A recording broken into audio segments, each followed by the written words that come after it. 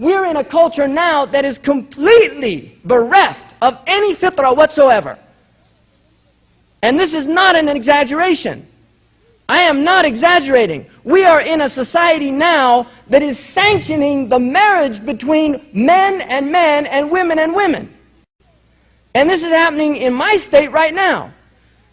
And people are going out marching for this. They're being taught in schools in sessions they call values clarification, where you clarify that values are relative. Everything's relative. And I had to take courses in that in order to get a degree.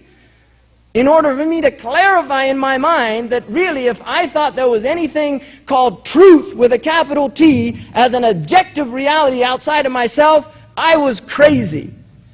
I was a fanatic, an extremist, a danger to the society.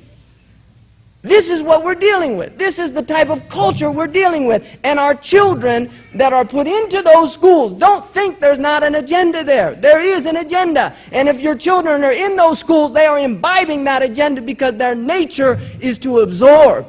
And the amana, the trust that Allah has placed upon human beings is on the parents to preserve the fitrah of the child. And if you're not preserving it, you're destroying it. Because it doesn't stay the same. It's either in increase or decrease. The Prophet ﷺ said, the parents will make him. And these are archetypes. Don't think this means, well, I'm Muslim, my child's going to be Muslim, of course. No. Don't think, we're talking about archetypes. Ibn Taymiyyah, rahimahullah, said in his Iqtida Sirat al-Mustaqim fi Mukhalifati Ashab al-Jahim, that the Muslims will go astray two ways. غير المغضوب ولا الضالين. The way the Jews go astray and the way the Christians go astray. In other words, we will go astray either by making our children Jews or by making them Christian in their outlook, in their perspective. It doesn't mean that if you ask them, are you a Jew? No, I'm a Muslim. But is his outlook Muslim? Is his reality Muslim? This is the question that has to be asked. And unfortunately, the answer that resoundingly comes back is, by and large, no.